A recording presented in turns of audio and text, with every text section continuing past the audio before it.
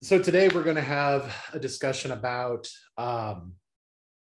long-term assets, and we're already in the very last part of this class. It seems like it's flown by. It really has. Summers are pretty ridiculous. And so with this last piece of material, it's broken into two chapters. The first chapter covers acquisitions of these long-term assets. The acquisitions of these assets, the question becomes how much should we record the asset for? And also what costs in bringing the asset, getting it set up, getting it ready, should be capitalized, that is debited to the asset account, and which should be expensed and sent straight to the income statement as an expense in that period.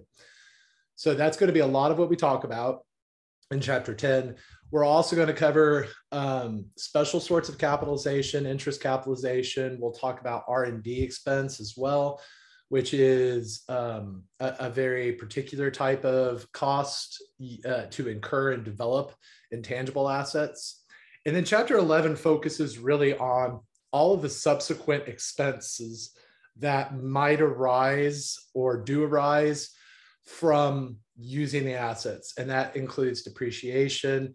It also includes things like, well, if I spend money on an asset later to improve it, what do I do with that cost? Sometimes I want to capitalize it. Sometimes I want to expense it. And so that's basically what we have left on our plate. The end of the semesters are quickly approaching. So, keep it up, keep full steam ahead. I know from personal experience, it was just sort of dragging myself across the finish line, and it didn't always result in my best performance. So try to summon the energy to stick with it for a bit longer and finish strong in this class. So let's turn over to the notes and see what we can get through today. So like I mentioned, we're now in the world of long-term assets. We covered some current assets, and now we're moving our focus into non-current assets, in particular, property, plant, and equipment, and intangible assets. So PP&E, is short for property, plant, and equipment. It's a very common industry name for it. Fixed assets is another name that is sometimes given to them, and we mean the same thing. The main definition is that we're acquiring these and we're using them in core operations. So if they're not being used, then we have an issue putting something into property, plant, and equipment. If we are done with an asset that we had been using, it was in property, plant, equipment, but now we're planning on holding it for sale, then it gets moved out of property, plant, and equipment. And in fact, one of the criteria for an asset being held for sale, if it's going to meet the definition in a treatment in an accounting sense, then the company has to intend on selling it within a year. And since it's within a year at that point, or within the current operating cycle, then it's a current other asset. So if you remember, in our designation of assets on the balance sheet, we had cash and equivalents, we had short-term investments, and this is in order of liquidity. We had accounts receivable, we had inventory, and then we had other current assets. And so this is where those items that we're holding for sale would land in the current assets in this other category, along with prepaids and things of that nature. So property, plant, and equipment is long-term in nature because we intend to use it beyond the current year or the current operating cycle, whichever is longer. And they're subject to cost allocation because we need to match the cost of acquiring these assets to revenue generation. If we're intending on using these things to produce revenues in our operations for a number of years, then we can't put the expense of acquiring that asset all in the year of acquisition. We want to spread it out, match it to its useful life. This results in Depreciation, if we're talking about fixed assets, PP&E. It results in depletion if we're talking about a natural resource. We'll talk a little bit more about those in a bit. It results in amortization if we are talking about intangibles. All three terms mean exactly, or explaining this exact process of matching costs to revenue generation. We just use different terms for different types of assets. The only asset in PP&E that is excluded from this is land. Land does not have any bounded useful life. It is infinite, and therefore we don't apply depreciation to land. They typically possess some sort of physical substance. If we're talking about PP&E, we're thinking sometimes these are called like brick and mortar assets or brick and mortar companies that utilize a lot of these assets in their operations, as opposed to contractual rights, legal rights to artistic works or to trademarks or to processes and data and things like that.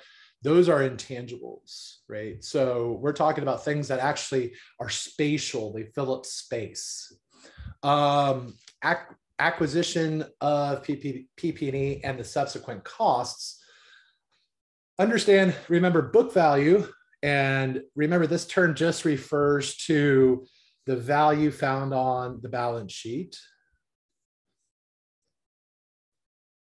And can just be a direct mirror of a ledger account, and also can be a couple of ledger accounts, like for example, a ledger account and a contra account, or ledger account and an adjunct account being combined. The book value of all PP&E is historical cost. So that's the cost involved in the acquisition of the asset, less any accumulated depreciation, and that's my contra asset that's tied to whichever PP&E asset I'm talking about. And we're going to go through these assets in detail for each type, i.e. a building versus land versus equipment. But really the overall idea is the historical cost will include the cash or cash equivalent price of obtaining the asset, right? So we say cash or cash equivalent because we might not use cash. We might use equity. We might use debt in order to buy this. So it doesn't have to be physical cash. So the cash or cash equivalent price of obtaining the asset, which makes sense. It's basically its invoice price, and getting it ready for its intended use. So obtaining might include not just the invoice price, but the price of shipping.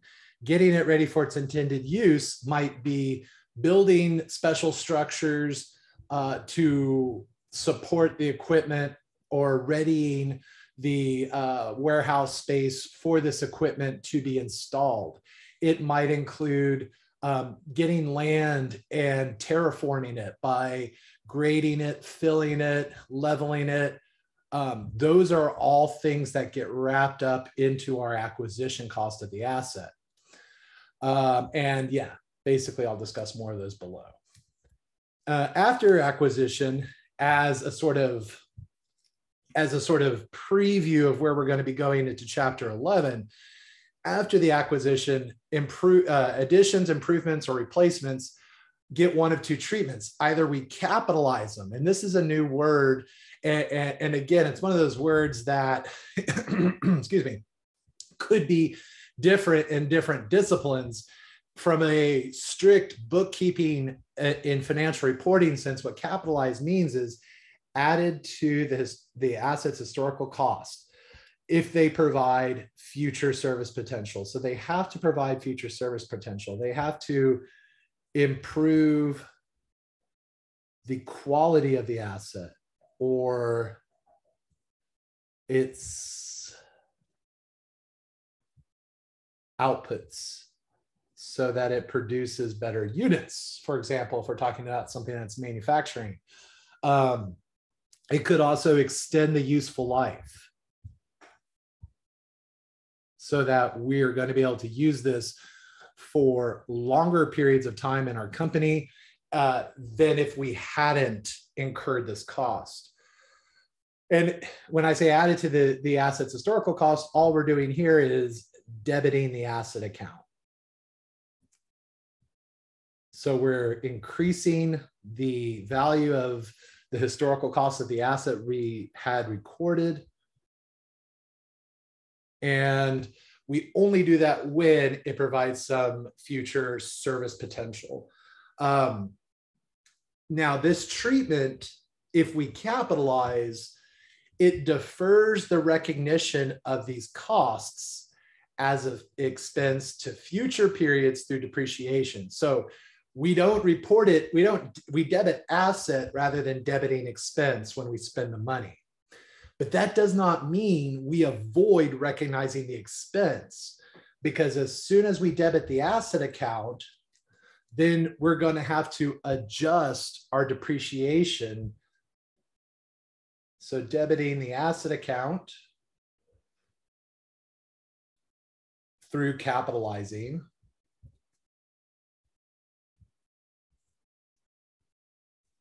requires re-estimation of depreciation for remaining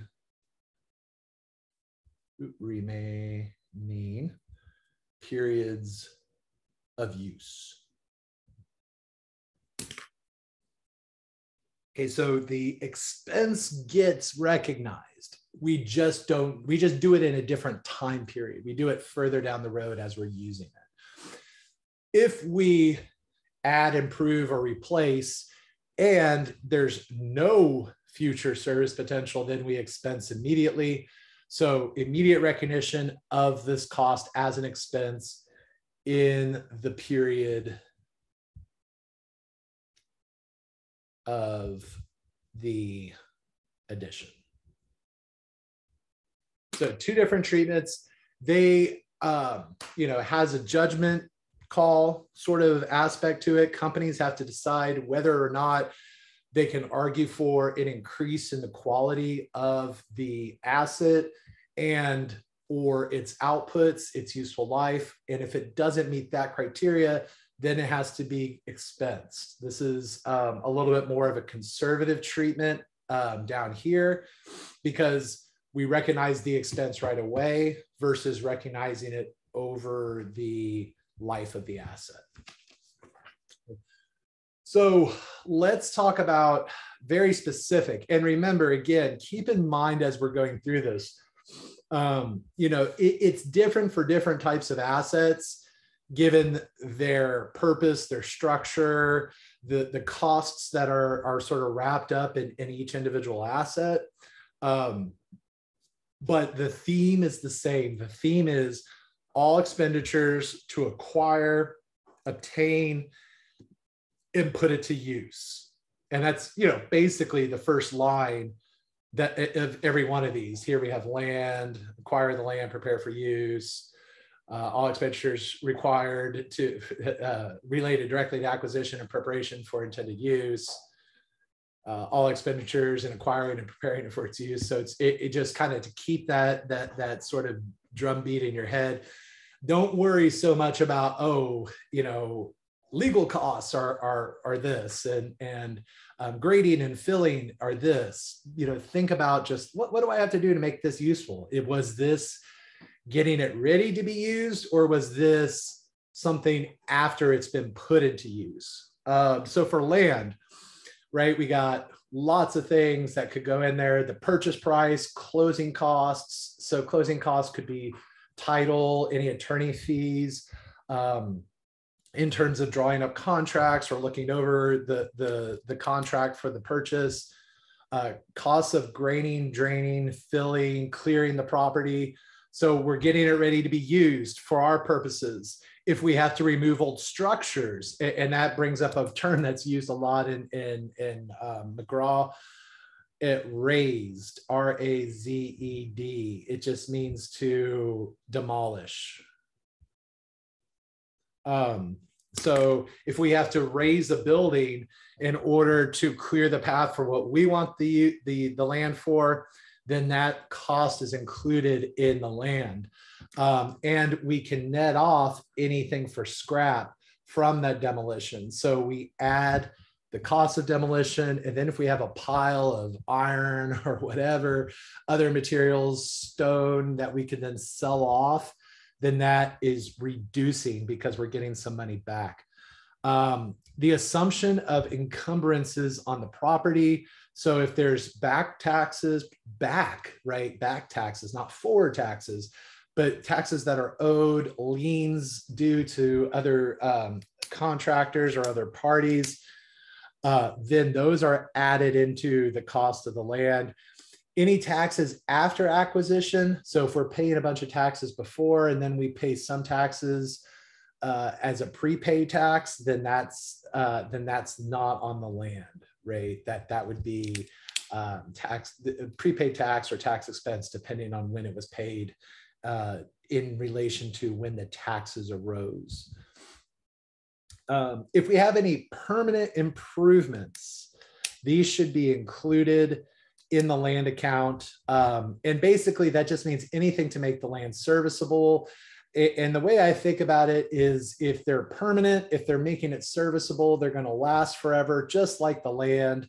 And therefore we include it with the land. If it's something non-permanent, if we have driveways, walks, fences, parking lots, landscaping, pavement, these things have limited lives. We're going to have to repave the driveway, we're going to have to repair walks or fences, any of those items. And because they have limited lives, we cannot include them in the land account because land is not depreciated. So we have to record them in a separate account called land improvements. And this is just a PP&E account that is listed and depreciated. It is depreciated even though it has the word land in it because it is distinct from land. They are non-permanent. So that's basically the story about land. Remember, land is the one asset we do not apply any cost allocation, i.e. depreciation, to. Buildings, so again, same theme, includes purchase price, attorney's fees, title, contractual fees, any building permits necessary to inhabit or occupy the building. If there are extensive renovations to ready it, right, we moved into a place that had basically maybe been condemned or just had been sitting empty and vacant and is tore up from, transient occupation, then we have to include those in the cost of getting the building ready. Of course, encumbrances as well, any property taxes that have not been paid.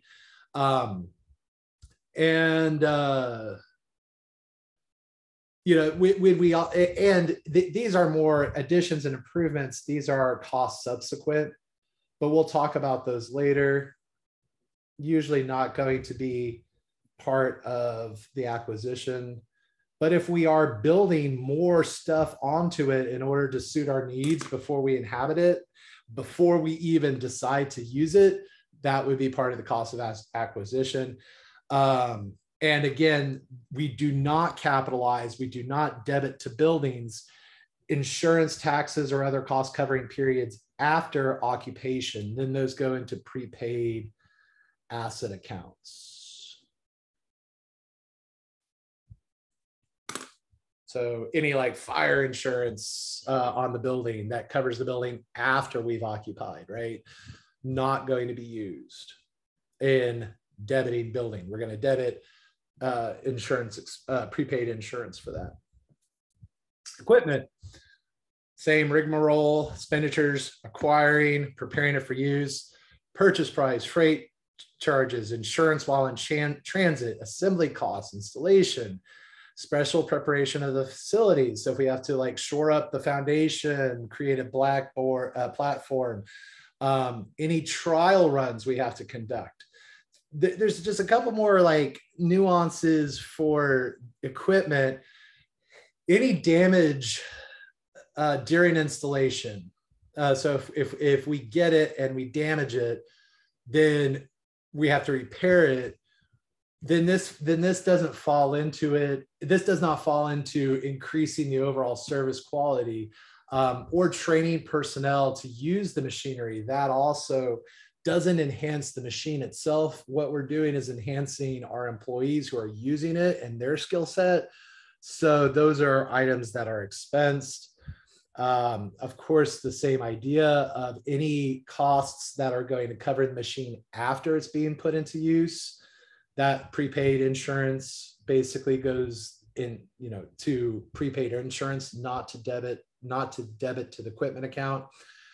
And yeah, repairs are just keeping us at status quo. They're not adding to the overall service quality. Remember, we need to improve the service quality of what's going on with the machine, not just get it back to 100%. And the employee, it keeps the machine running at status quo. The benefits are going to the employee more so than to the machine. So we're really kind of focused on the idea of the asset being the source of the economic benefits, and does this cost enhance the economic benefits to the company of this machine. Natural resources are another type of PP&E asset, right? So timber, mineral deposits, mines, oil, gas. We are consuming or extracting the resource from what we own, and we allocate their expense, as I mentioned, as depletion rather than depreciation, but it's the same process. So what do I include in the natural resource? Very specifically, acquisition rights, anything it costs to explore or discover the minerals, the precious metal, the gas, whatever we're trying to get from the natural resource, and any cost to develop or extract those resources. They're all included in the price of the asset. And there's a whole, if you're interested in this industry, and it is a big industry for the region we're in, the Houston area, there's a whole course in oil and gas accounting that kind of goes further into, obviously, oil and gas in particular, but covers methods of accounting that are used in natural resource accounting more generally as well. If we also purchase fixed assets or PP&E, like equipment that's necessary for the extraction, we will be putting them in a separate asset account. And there'll be, and I'll remind you when we get there, but basically there is a caveat you have to consider when thinking about the useful life of these fixed assets. If we buy a piece of equipment and it's only good at this site, there's absolutely no way or use for it at any other extractions or anywhere else in the firm's operations, then its depreciable life, its useful life, is limited to the useful life of the resource that it's currently servicing. Right? And if it can be used in other extraction operations, other sites, other mineral deposits, whatever we're trying to get from the natural resource in question, if we can move it and use it again, then it can be its own useful life. So that's just something to consider. When you're dealing with natural resources, a lot of the time they'll have other PP&E assets that are connected to them. And that's just a small note about their cost allocation that you need to keep fresh. Self-constructed assets. So maybe we've decided to expand our plant, our headquarters, where we decide to build ourselves rather than buying a new location somewhere else.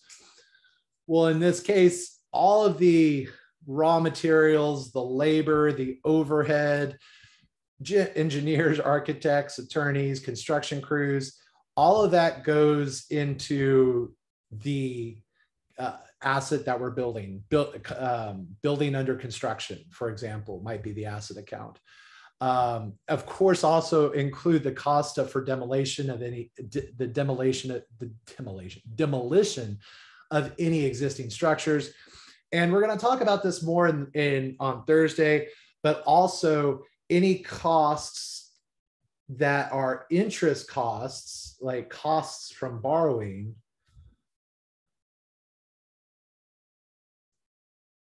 to fund the project, can also be capitalized. So that's called interest capitalization. And it's kind of a unique cost that we can capitalize, is that if we borrow money, excuse me, if we borrow money for the asset, to construct the asset, then the cost of borrowing that money, that is the interest on those loans, is also something that we can add into the constructed asset rather than recognizing it during the period as interest expense. So now we're starting to get this little bit different view of expenses where, before we recognized expenses and just were like, yep, if time has passed and it's interest, it's an expense. If I've incurred costs to generate revenue, I recognize an expense. However, now we're starting to see that sometimes, especially when these costs are employed in creating an asset, a piece of PP&E that is going to be used by the company, then we're actually going to increase the value of the asset rather than recognizing an expense. Okay.